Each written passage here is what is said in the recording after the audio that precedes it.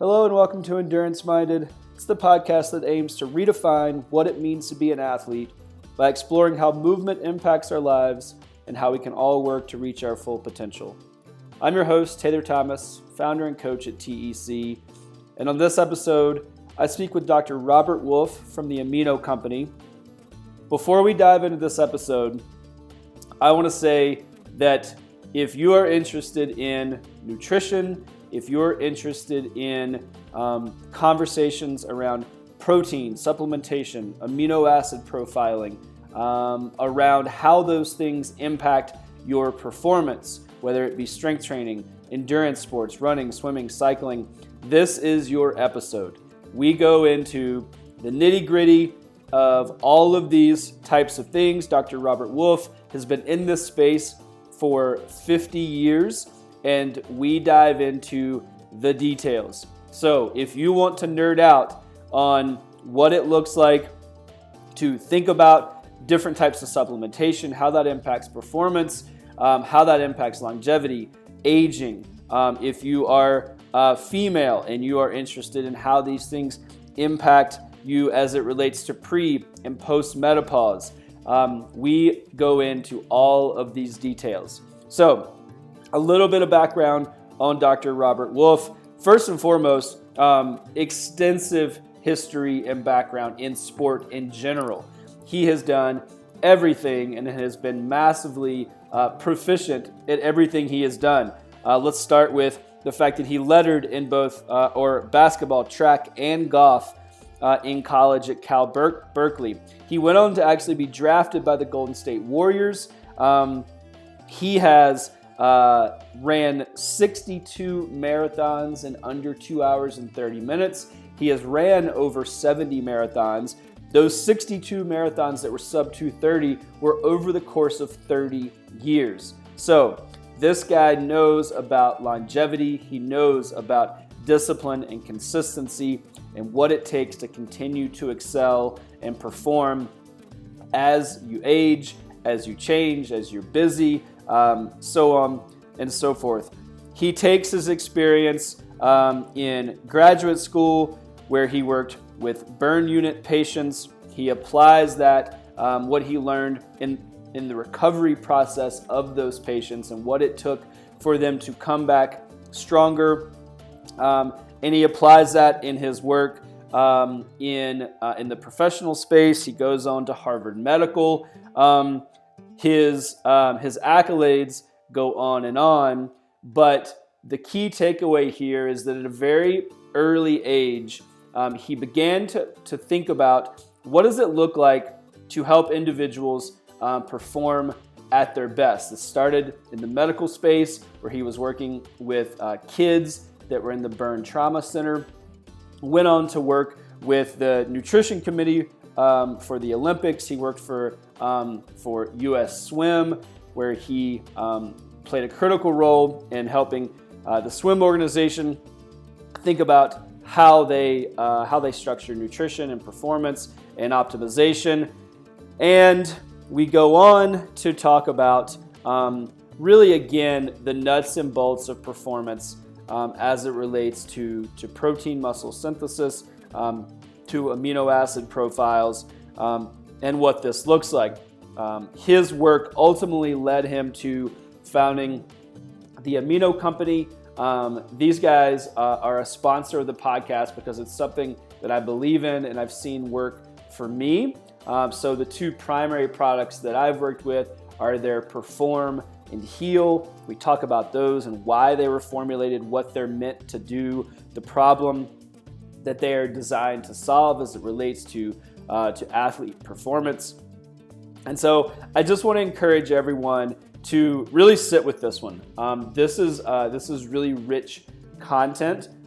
We get into a lot of the science because, of course, Dr. Wolfe is able to bring a very, very high level of expertise and competency in this space that we often don't get the opportunity to have on this show. So it was a voice that I was very excited to have. He's an individual that I admire and was certainly honored to have the opportunity to speak with him.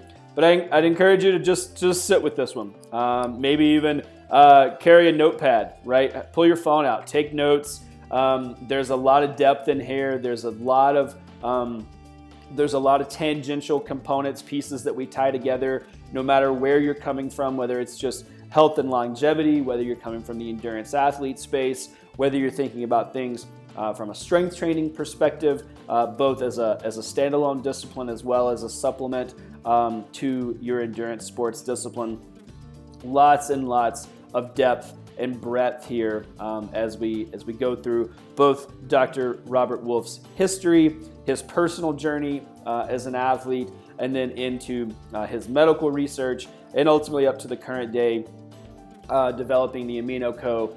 and helping individuals optimize their performance. So this is a really, really cool episode, one that I'm excited to be able to present to everyone, and I hope you'll let us know what you think about it. If you've enjoyed this type of content, again, it was something that I thoroughly enjoyed and love getting the opportunity to break into this space and have these types of rich conversations through the lens of a more scientific background. So, as always, let us know what you think at enduranceminded.com.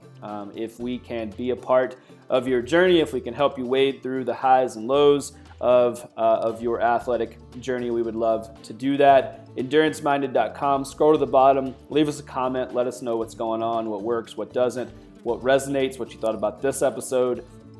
As always, rate, subscribe, and share. If you haven't had a chance to do that, that is the lifeblood of podcasting. So I will always ask and I will always appreciate anyone who takes just 2 seconds to rate, subscribe, and share an episode with a friend. I can't thank you enough for those that have already done that. If you haven't had a chance to do it, please do so. Rate the podcast. Let us know what you think. Subscribe. A new episode drops every other Tuesday at noon, and share your favorite episode with a friend. And thomasendurancecoaching.com. Tons and tons of amazing opportunities coming this spring and summer at TEC. We are making a massive push to develop a really robust and exciting community within TEC. We have lots of different programs, launching lots of different opportunities for athletes to engage with one another, as well as our coaching team.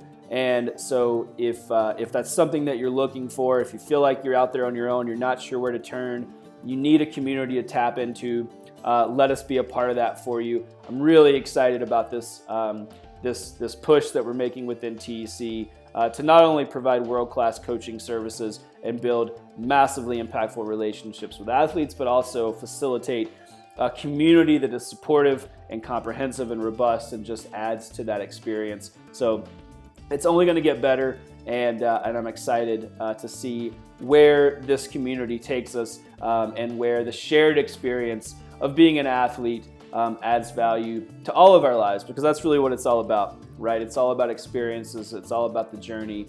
It's all about continuing to show up for ourselves and tap into our full potential every single day. And what better way to do that than to do it with others and to share in those experiences and those wins with those that are focused on similar goals. So again, that's thomasendurancecoaching.com. You can always click in the top right-hand corner to speak with a coach, and we're here to help any way we can. If you're like me, you know how important it is to fuel your activities and ensure you're recovering properly in between workouts. That's where the Amino Company comes in. With their products, Heal and Perform, I'm able to access sustained energy and increased power output during my workouts, as well as recover faster and more efficiently. I use Heal for recovery. It's a 100% science-backed formula that was originally developed for astronauts to maintain muscle mass in space. Taking Heal after my training has allowed me to increase my recovery and decrease soreness, making my body feel stronger and healthier overall. This patented science-backed amino acid blend is designed to replenish your sore muscles after tough workouts.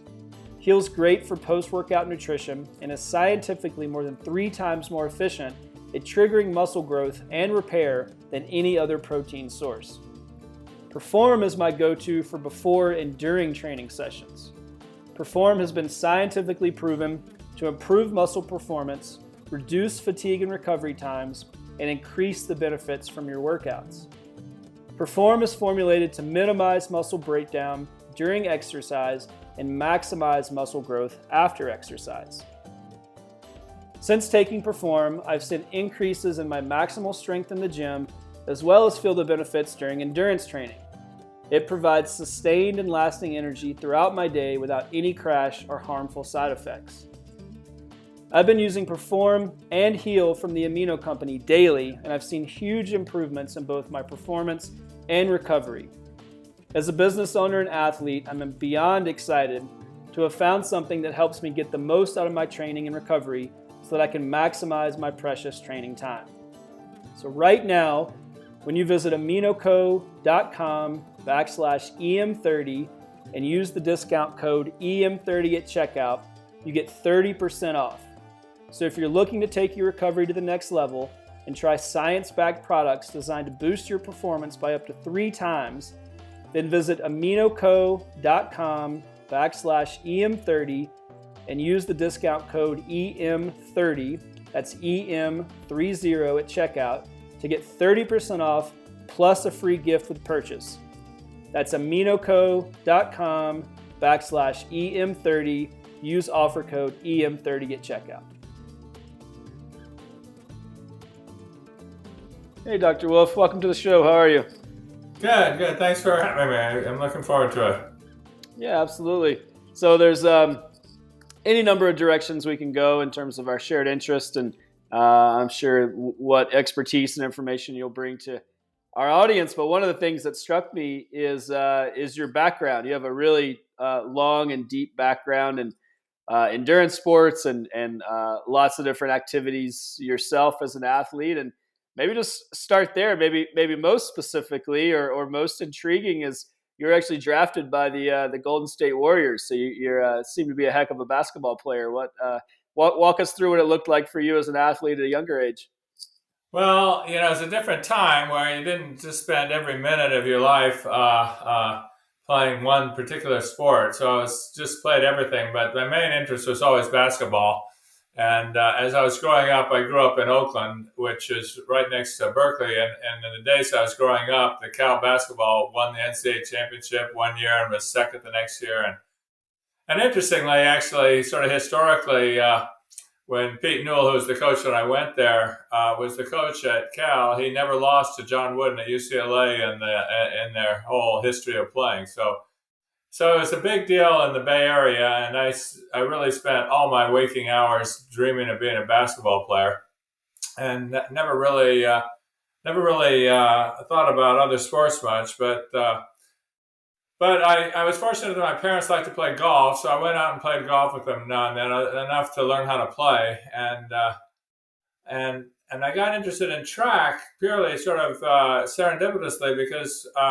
When I got into high school, ninth grade, in those days we had the John Kennedy Challenge. He was the president at the time, and you had to pass a certain level of fitness to be able to move on to the next grade. And one of those tests was running a mile for time, which I had never ever tried to run a mile for time, run a mile for anything. And it just happened that I had a natural aptitude for it. I think I was about 450 or so when I tried this mile without any training. And so I got dragged into the cross-country team, which I thought would be good for basketball endurance, which is really the only reason I was doing the endurance running at that time. And then track as well. So I played basketball was the main thing, but we had a real limitation in the season's length in those days. So you could only play basketball between, I think it was like October through March or something. And then there was no other organized basketball. So I got involved in track pretty seriously as well.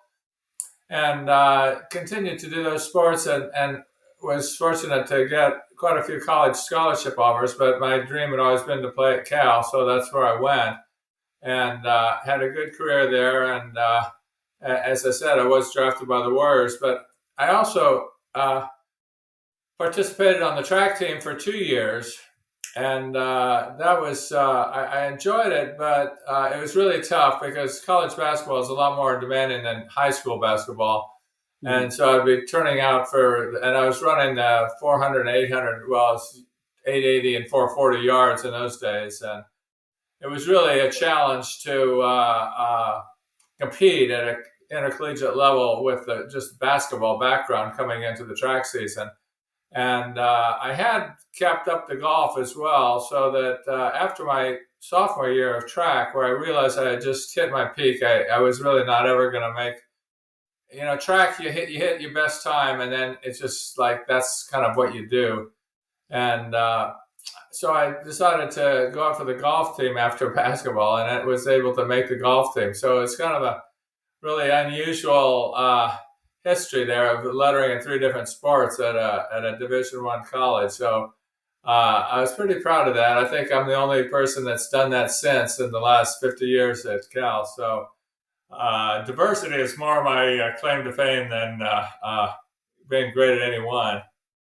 But Yeah. then, once I was through competing, I got interested. I started grad school, and a fellow grad student was just finished running a marathon, and I got really interested in running, and just took it from there. I started running with him, and then I was in Santa Barbara, which was really a great place for running in those days, and just got into distance running, and that really became my passion for the rest of my life, really, up until the present day. So, most of the time I've spent, my real focus was basketball, but really the time and energy I put into running has made it the main thing in my life.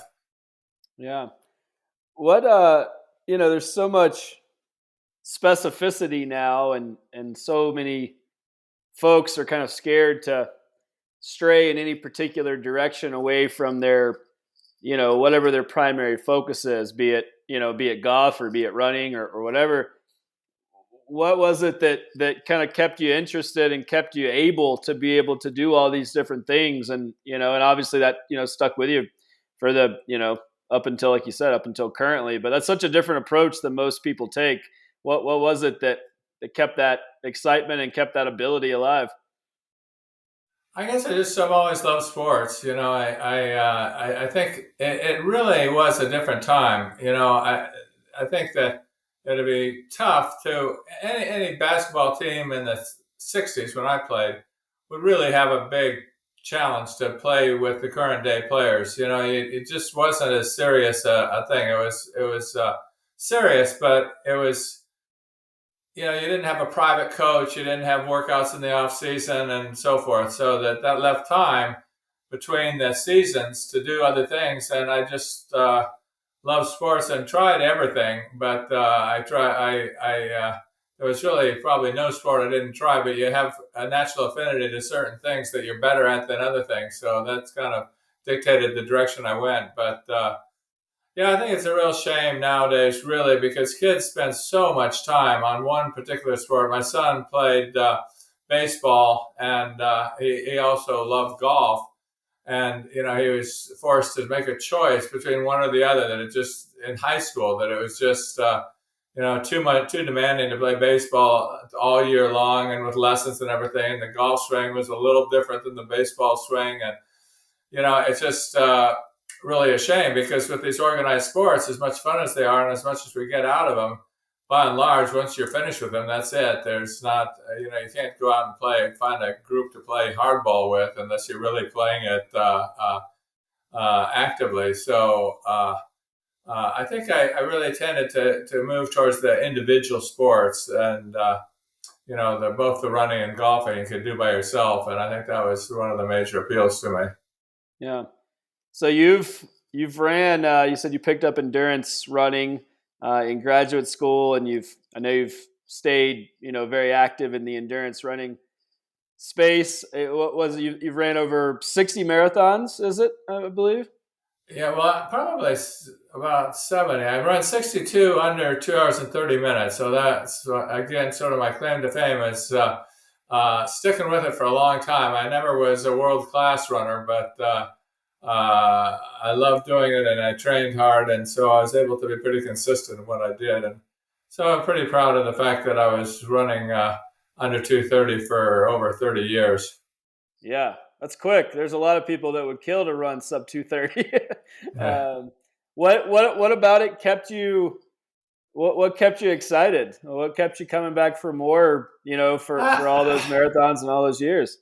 I think the key thing was the first time I ran Boston Marathon, it was 104 degrees, and Mm. I was really suffering. And that was in 1976, and that was the race they called the Run for the Hoses because everybody was running into people's gardens to get their hose. Because if you can believe it, nowadays you wouldn't think it possible, but they had no water stops on the course whatsoever for Wow. a marathon. 100, and the race starts at noon, so 104 degrees. And at one point, I ran by a golf course and I was looking at the guys playing golf, and I think, why am I doing that? That looks like a lot more fun than this. And in fact, when I finished the race, I was just so wiped out that I thought, man, I'm never doing another marathon. And then finally, after about a month, I started running again, and I realized that the answer to the question is I just never thought about it again. It's like I know that if I ask myself, why am I doing this, I won't find a very good answer. So I'm just going to accept the fact that this is what I do, Right. and never challenge myself mentally again. It's like I get up in the morning, I do a workout, or for years I ran to work and ran home from work. And I just never questioned why I was doing it. That was just part of my lifestyle. Yeah. I mean, I think that touches on something that's it's so important for so many people, or so many people maybe struggle to develop, is just that discipline component. So often people look for we look for motivation, and and when it's not there, we wonder why we're doing it, or if it's worth it, or if it matters. And what you sounds to me like what you developed is just a very strong level of discipline that got you. You woke up and you knew it was important. You knew being healthy was important. So you did it, and you didn't really think too much about whether it was, how you felt about it. Or is that feel, am I capturing it, or am I way off? That's exactly it. It's just I particularly developed that when I lived in Boston because there were so many days during the winter where the weather was just horrible, and I was running Mhm. to work, and I realized that if I skipped one day because of the weather, then it'd be like 2 months till I ran again because the weather was lousy every day. And Right. it was a level of fanaticism, I guess. But I wore, in the winter up there, they salt the streets, so you're running in slush. And to keep my feet from freezing, I would put baggies over my socks and tape them closed so that the feet wouldn't get wet going through the slush. And I carry ski goggles with me in case it started snowing or sleeting, so I could see where I was going. And people thought I was crazy, but I was just knew myself well enough to know that once I started skipping them, skipping workouts or skipping runs, that it'd be easy to keep doing that. So I just never gave it a thought. I just got up and did it and headed off to work. There always was I had to get to work, and there was always a time at work where I'd rather run home than stay at work any longer. So that was kind of the two motivating factors. Yeah. I always say, if you wait around for the perfect day, you're going to be waiting a long time, and I think we, I Yeah, think we tend to, as athletes, we imagine perfect scenarios, perfect day. We feel the right, we have the perfect, yeah, diet. And then in all actuality, you just kind of have to get up and do it, and then, yeah, exactly. that's what creates those perfect scenarios, is that you stick with it long enough to see it through. Yeah. And you uh, really, the thing is, when you plow through anything, when you get those beautiful days, or you're on a trip and you just have a beautiful running track or something, it's just, you appreciate it about 10 times more, I think, that it's so much better than what your normal is. Yeah. No, I couldn't agree more. Um, so then let's going from your early work at Cal Berkeley, and then graduate school. Was that when you started to get into, or when did you start to get into your research and interest um, in fueling and in amino acid work, and thinking about the supplementation space? That really started as a very junior faculty member. When I left grad school, I went to Harvard Medical School and worked at one of the affiliated hospitals, which is the Shriners Hospital for Burn Children. And so it was a kind of a complete pivot from what I'd been doing in graduate school. But the major problems that hindered the recovery for these little kids from major burns, and the average burn size at the hospital is 70% third degree burns in children, so it's really crippling burns. And the major limitation they had in recovery really revolved around nutrition and metabolism.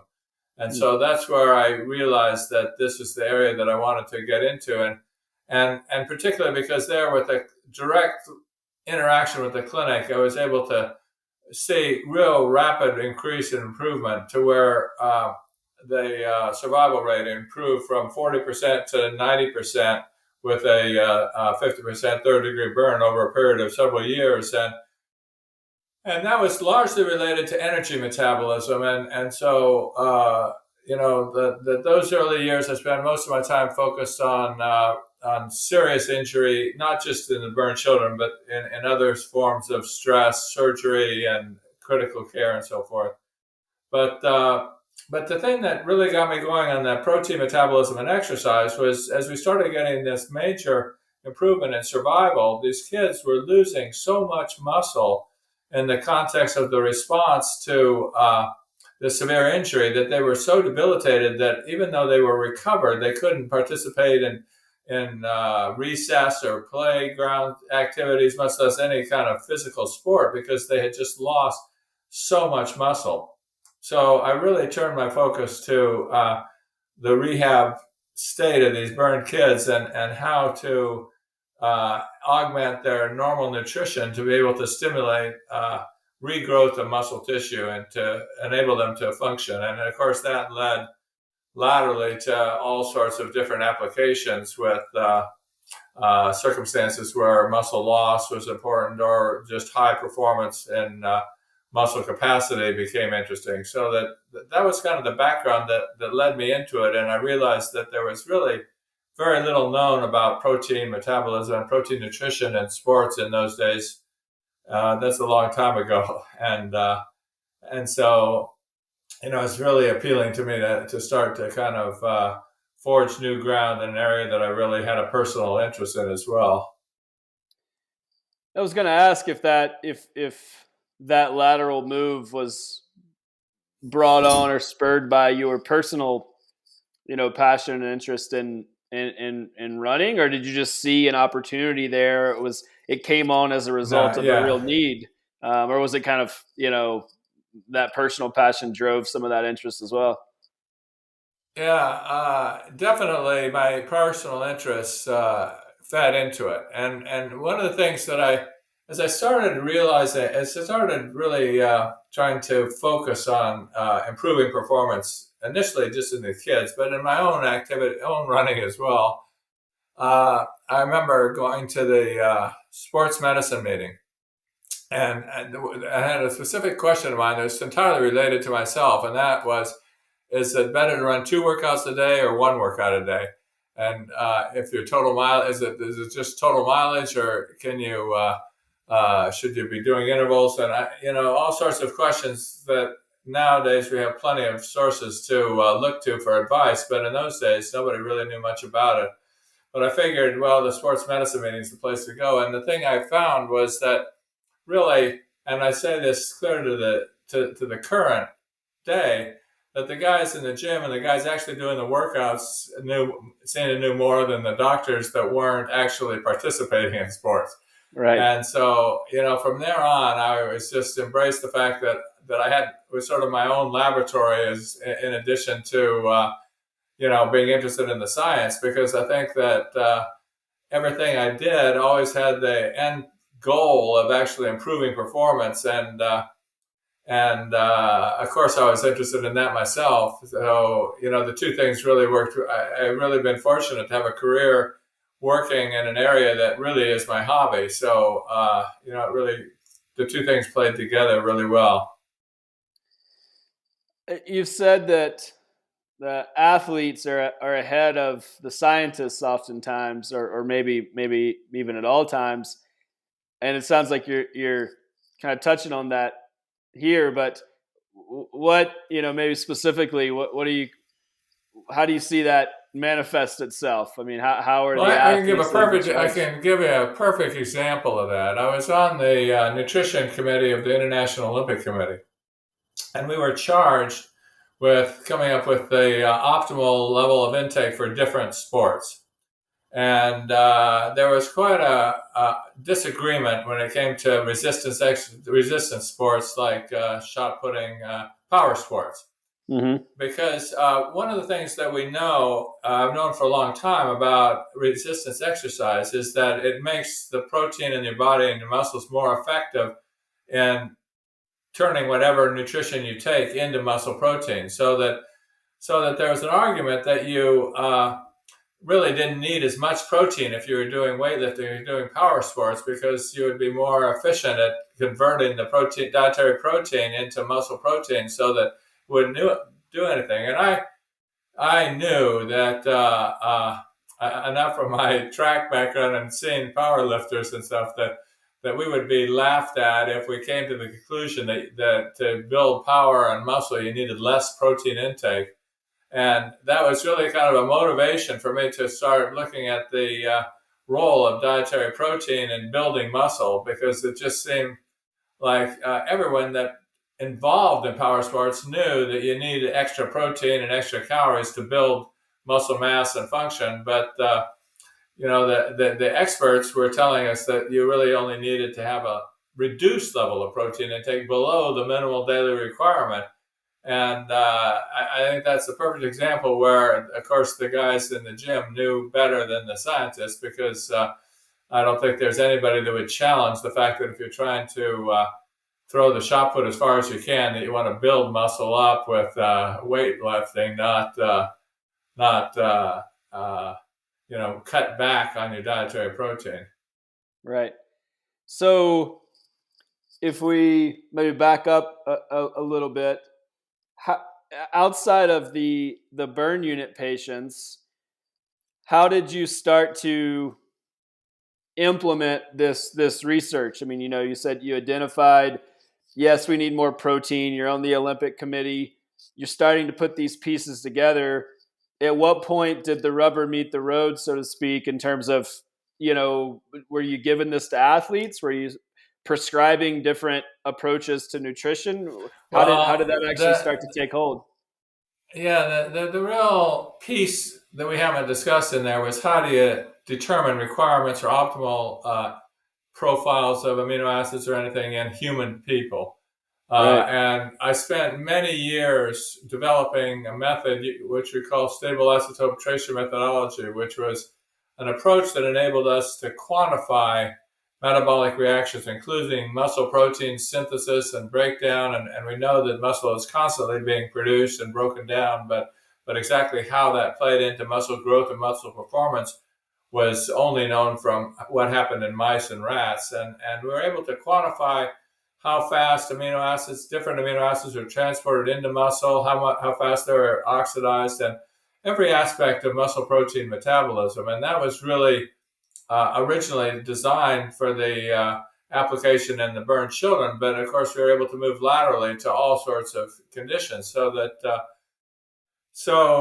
the initial focus of my work was much more on what are the metabolic requirements of different types of sports. And using these tracer methods, we're able to actually quantify different rates of metabolic reactions in the body, and then start developing an appreciation for the effect of different circumstances like aging or resistance exercise versus endurance exercise.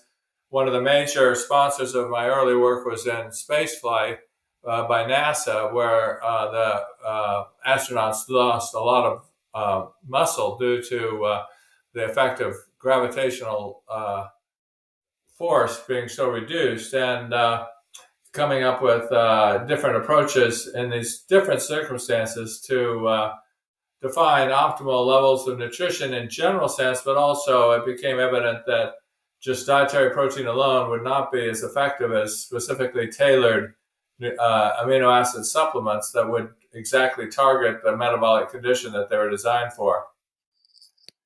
Hmm. So with astronauts, was the goal was to supplement so that they would maintain muscle mass, or Yeah. what was the prescriptive The, component? I mean, how did the that? goal the goal was to maintain muscle mass and function as well as possible in the absence of any kind of resistance exercise. And Right. what we did was we did do an actual study in space flight, but most of the work was done in a simulation of the loss of muscle that occurs in spaceflight by putting subjects in absolute bed rest 24 hours a day for a month, and that the Wow. loss of muscle and that lack of exercise was very comparable to what we saw in space. So that the problem with the nutritional maintenance of muscle mass and function for astronauts was that every gram counts that they put on a rocket. Hmm. And so to just say, well, we're going to increase protein, well, that also brings along a lot of other components to it. So the goal was to come up with a formulation that maximized effectiveness with the least amount of weight and extraneous things that weren't really crucial for their nutrition. And that's where really the whole origin of the notion of coming up with formulations that had very targeted but effectiveness, so that you wouldn't need to eat a big pile of it that would weight down the space flight. And it turned out that was really useful in other circumstances, and in the aging and even the recovering burned children. There's just a limit to how much supplement they want to take as a regular part of their diet, and having it be the greatest bang for the buck, so to speak, really is an important aspect, I think, in a nutritional supplement in any circumstance. So we kind of moved laterally from the rationale required by NASA to other circumstances where we wanted to target exactly what are the optimal nutrients and not worry about having to provide other things that weren't going to be that targeted. Yeah. So how did you go from NASA to application, maybe back into endurance sports? What was the bridge that took those findings, or was that a space you were always just involved in because of Yeah. your personal interests? Now, that one of the findings from the NASA study was that the higher essential amino acid supplement improved muscle strength and function without having a big impact in muscle mass. And that the way in which this accomplished that was that it actually made the single muscle fibers more effective. So that biopsies were taken from these guys that are the subjects, and our colleague Bob Fitz at Marquette was able to isolate the individual muscle fibers and in a blinded way assess how well they were working, and found that those that had gotten the essential amino acid supplements, the muscle fibers were much more effectively working, even though they weren't any bigger. And so this was a fundamental discovery with regard to how nutrition and resistance exercise can benefit endurance sports, because the muscle protein is constantly being broken down and resynthesized. And what these single fiber studies showed was that the older, less effective muscle fibers were being broken down and being replaced by new fibers that function better. And this increased muscle protein turnover didn't involve necessarily any increase in muscle mass, but that it did increase the functionality of muscle. And so, with my interest in distance running, the extension to that to distance running was evident that really what we're accomplishing with distance training is improving the muscle quality by breaking down the muscle fibers that aren't really working so well and replacing them with newer, better functioning fibers, and that's a fundamental metabolic uh, response to exercise training, endurance training, which we can augment with appropriate stimulation with the essential amino acids in a particular ratio for maximizing muscle protein production. So is that the expectation, or from an athlete perspective, is that where the importance of an appropriate amino acid profile comes in? Because I so many athletes, specifically on the endurance side of things, we hear all kinds of mixed studies and reviews and opinions about protein and how it should be used. And, of course, we see protein in the resistance training space. And then endurance athletes are worried about getting bulky, or, they worry that, they're trying to balance all these things. Is that where they should turn when it comes to the importance, or is that where you see the importance of, protein and, having the appropriate amino acid, complex? Yeah, I think that it's important to understand the distinction between muscle growth and muscle function. Um, Muscle size is certainly a factor, but muscle quality is also a factor. Uh, to build muscle size, you really need more than just increased dietary protein and exercise. You need extra calories as well. Mm-hmm. You really need to exceed caloric requirement to provide the fuel to build new muscle. And by virtue of that, you're going to bulk up. It turns out that with a very low calorie targeted amino acid formulation, you can stimulate the muscle protein turnover and improve muscle quality without the bulking component. And that's where the distinction between the two circumstances, the endurance and resistance. And in fact, I have different formulations specifically designed for endurance athletes, much more so than building muscle mass, because the low calorie is a crucial aspect of improving muscle quality without a corresponding change in muscle bulk. And believe me, weighing 200 pounds myself, granted I was 6'5", but at 200 pounds, I always was aware of the problem with muscle bulk and endurance sports. And I try, and it's just an important point, though, that you can build muscle quality without increasing muscle bulk. And that's where I think most people that are in endurance sports are a little confused by all the literature, because quite often, if you're going to increase your protein intake, dietary protein intake, you're going to have a corresponding increase in calories. If you're eating more meat, you're going to have more fat. Even with plant-based proteins, you're still going to have a lot of carbs that are above and beyond what may be your actual caloric requirement. And so that was the second aspect, particularly for endurance sports, that we wanted, and for older adults, that we provide a stimulation for the muscle quality without any extra caloric component that's going to increase muscle or even body weight. That's such a great distinction to make. I'm glad you elaborate on that, because I know in my experience with endurance athletes, that's so often, where the conversation goes, is a concern about body composition and how, supplementation, diet, and then ultimately even, resistance training alone, how that's going to impact their ability to maintain, the body composition they want, or be able to maintain, the power output or whatever in their primary discipline. What's been your experience with strength training or resistance training as it relates to its usage in the endurance sports space? Because it sounds like you've been looking at different subjects involved in different. Well, that's a So great question, how's that and going? in my lifetime, it's been a huge change in thought about the two. In fact, even in basketball, when I was in early days, there was concern about if you lifted weights, you get too bulky and you wouldn't be as flexible. But the area that I'm really most familiar with is swimming, and I worked as a consultant for U.S. Swimming for 20 years, and it used to be that you never wanted to lift weights because you didn't want to build up the bulk.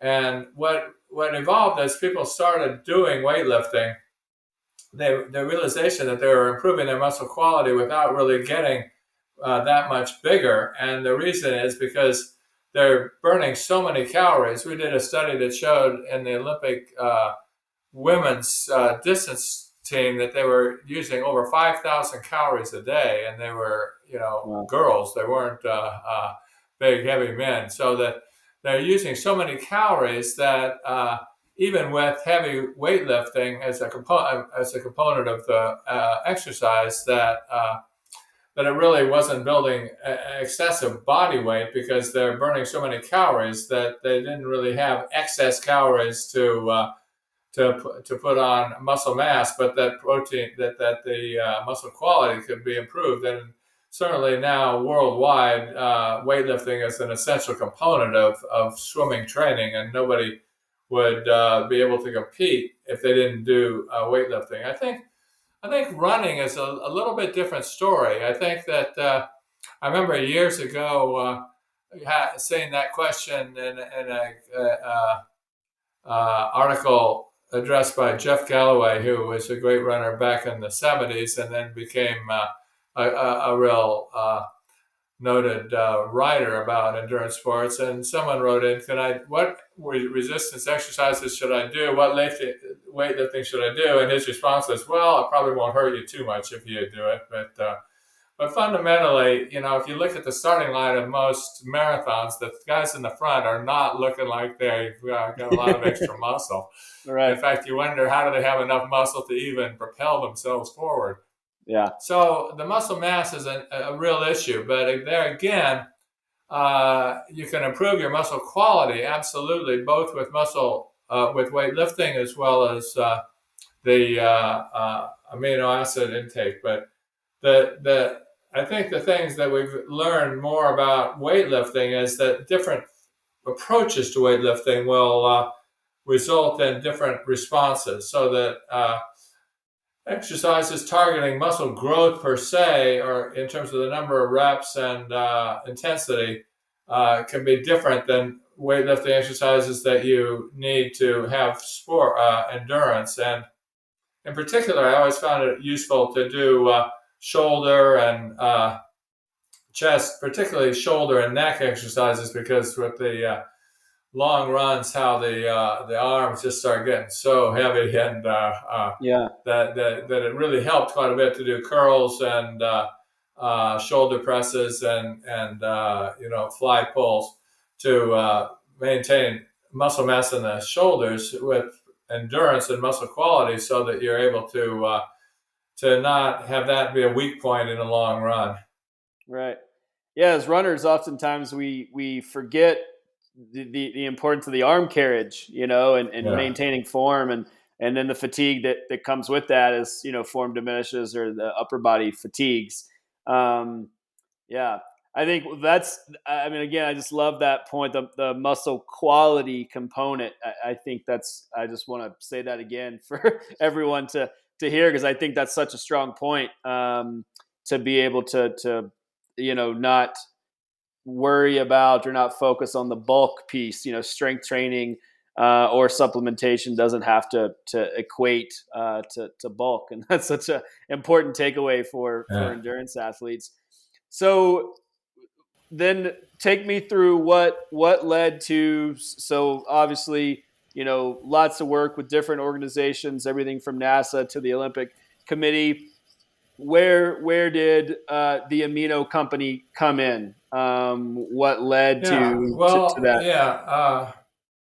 One of the things I realized working at the Shriners, which is tremendous philanthropy, but there was one problem, and that was that they didn't allow you to patent anything, Mm, because they felt that whatever work was done there should just be available to the world in general. But what I found as I started developing these different formulations was that actually nobody was using them because they weren't available.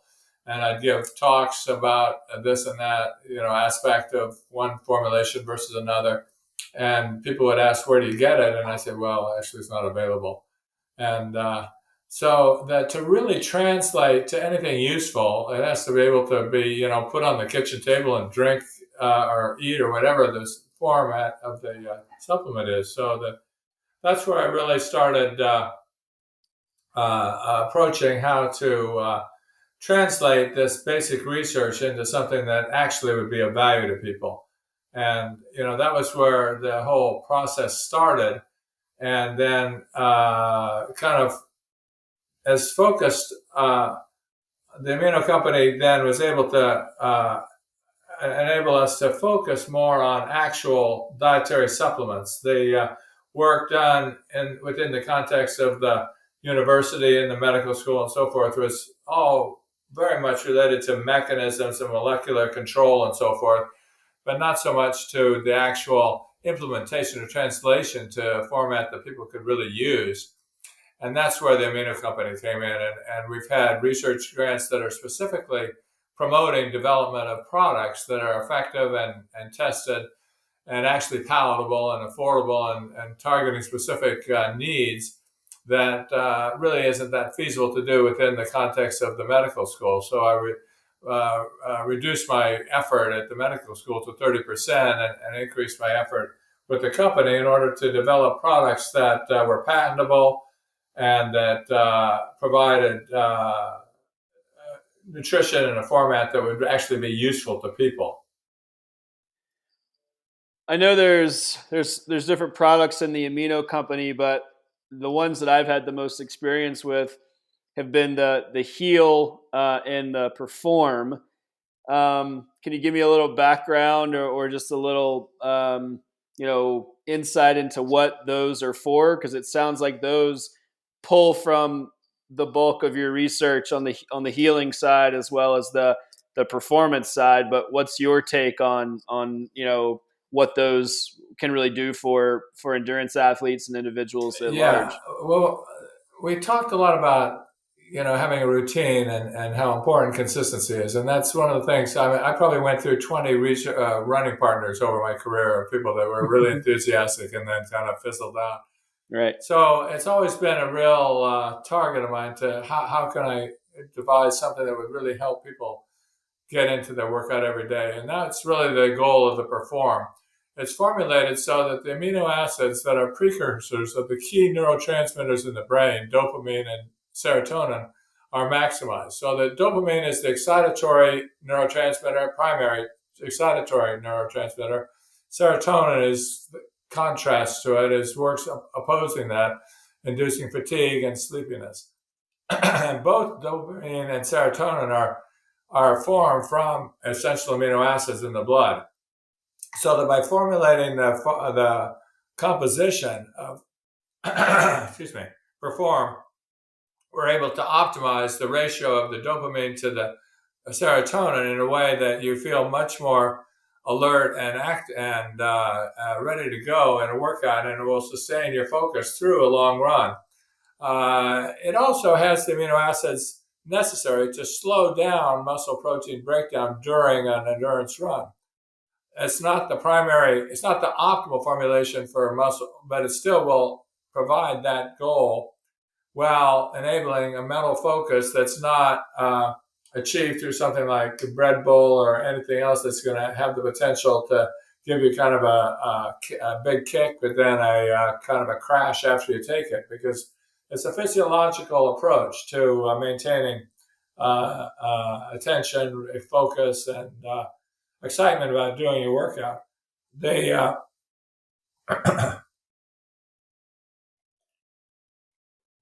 Heal stems from research we did in recovery from major surgery, hip replacement, knee replacement, but also to the fact that with hard workouts, you really do induce tissue damage that can induce an inflammatory response, which makes the effective repair of that a crucial aspect of training.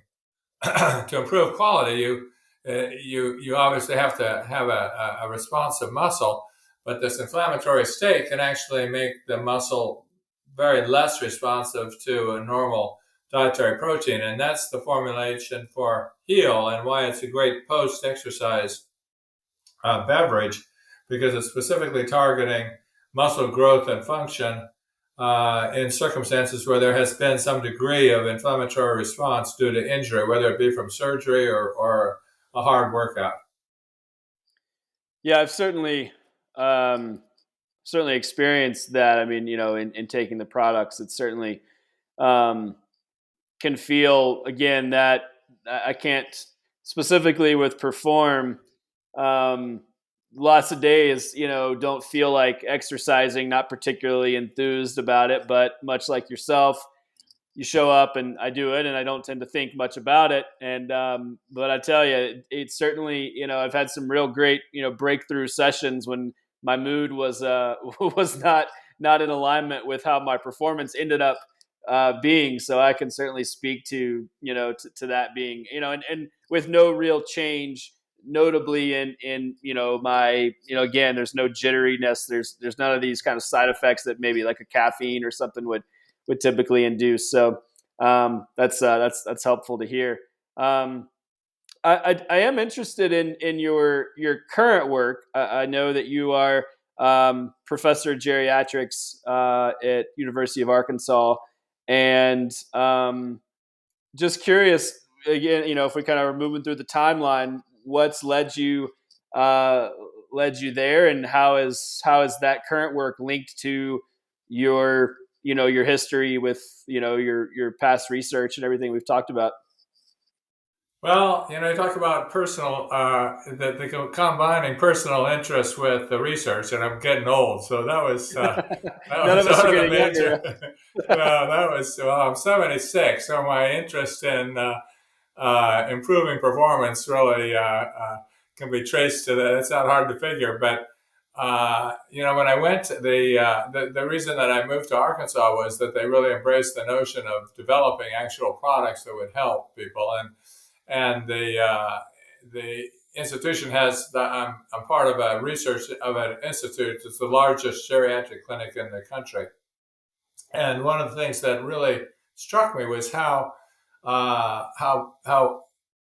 the education and nutrition education for older people lets them down, and they make changes which they think are helping them, but really don't. And I really focused my efforts on improving health, and particularly in heart failure, but in all older people. We did a large clinical study that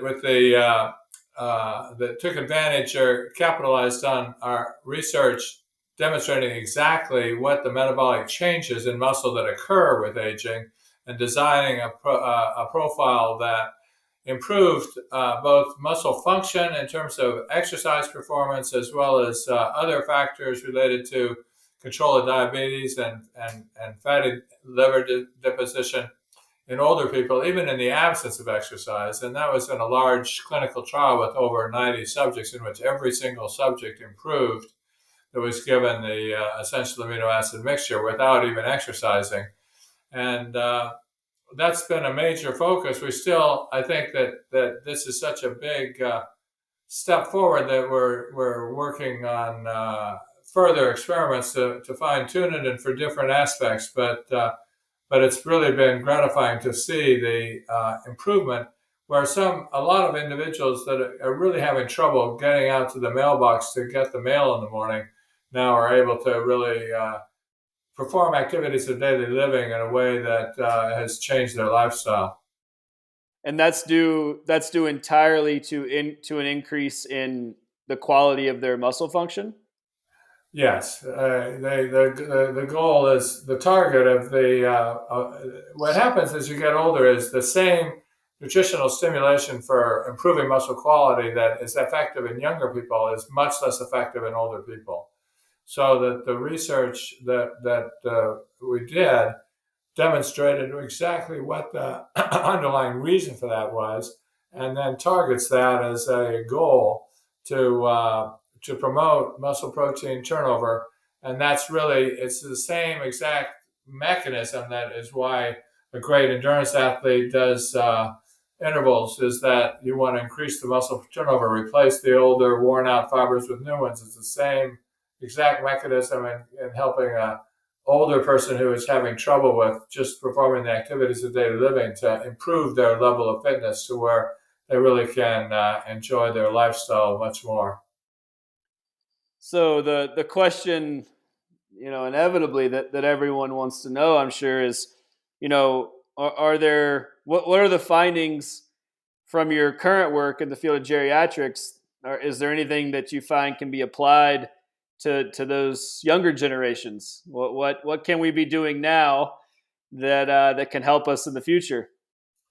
Yeah, I think that the real issue is in the 40 to 50-year-old range, and that's actually big project that we're embarking on now with both men and, in particular, we're focused now on developing approaches for women, both pre and postmenopausal, and taking into account the metabolic changes that are induced by the hormonal responses that occur during menopause. And so I think that the real key that we haven't yet really tackled completely is this 40 to 50 age range where you really need to start paying attention.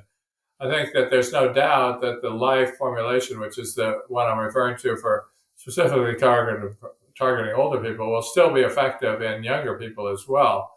But uh, but I think there's more to come there, that we really need to target that 40 to 50 middle age group, because it's a whole lot easier to prevent muscle loss than it's like once you're old and you've lost your muscle, it's like the to start at that point is like closing the barn door after the horse got out.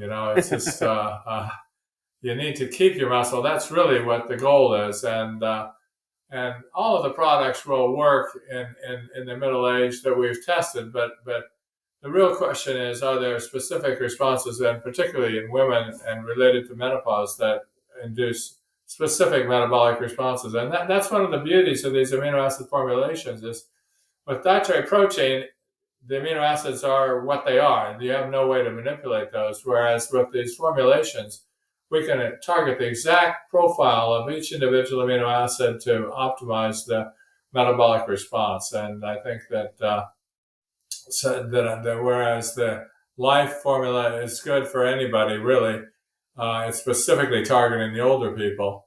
And I think that we'll soon have something that's in the same category, targeting more specifically for middle age. Hmm. So, what specifically about that 40 to 50-year range causes them to be the people that we should focus on? What's happening in those Well, individuals' yeah, bodies? you start losing without exercise. You start losing muscle mass when you're in your late 30s, and it's a pretty much progressively straight line down to your 60s. But you still have enough. If you're not doing any kind of exercise, you really don't notice it. You're still functionally. I mean, maybe you're not hitting the golf ball quite as far, but functionally, you're not really going to notice it because you haven't reached that threshold where any of your activities are really adversely affected. So people are letting their muscle mass and function go downhill without really recognizing it. And then when they get around 60, it's like, oh boy, I really got to start working out because I've lost a lot of muscle. And it really is so much harder to put the muscle back on than to maintain it.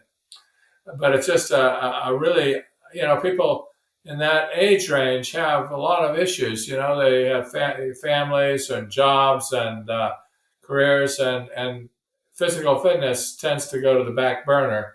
Hmm. And that's one of the reasons why I'm so focused on nutritional supplements, which are always better used during exercise. But even in the absence of exercise, a lot of people just don't have the time or inclination to do the exercise. And that's really, well, I don't advocate that. That's still an underlying goal of these formulations, is to be able to, particularly the life formulation, to still have a benefit that helps you maintain your muscles, even if you're not doing any kind of specific exercise. Yeah. Has there been? I know this is a very broad question, and it's hard to nail down specifics, but I am curious in your experience and obviously that your medical research, specifically with this age range, the 40 to 50-year age range. Is there a recommendation or an optimal approach when it comes to exercise in terms of types of exercise, frequency of exercise that these individuals in that range can or should implement to begin to, to start to set themselves up for success later in life? Yeah, I think that the American College of Sports Medicine has laid these things out. But from my experience, it really needs to be focused at a more practical level, and that is to find things that you actually don't mind doing, Mm-hmm. because you need to do it consistently for years and years. And if you're following a prescribed program that you really don't like doing, it'll last for a little while. But I mean, just you just got to look at how many people sign up for gym memberships in early January, and how many are in the gym in June. Right. It's just you need to, and that's why I'm sure through my 40s and 50s and 60s I would have done better in some respects in terms of maintaining muscle if I had been doing other things than just running. But but I liked running and I was able to do it. So I think that that's what served me pretty well. And I think that if you like doing something, it's a whole lot easier to incorporate it into your routine than if you just don't like doing it. And that particularly revolves around the weightlifting.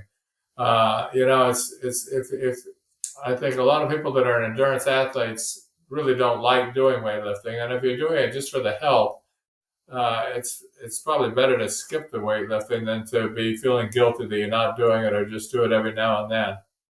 Right.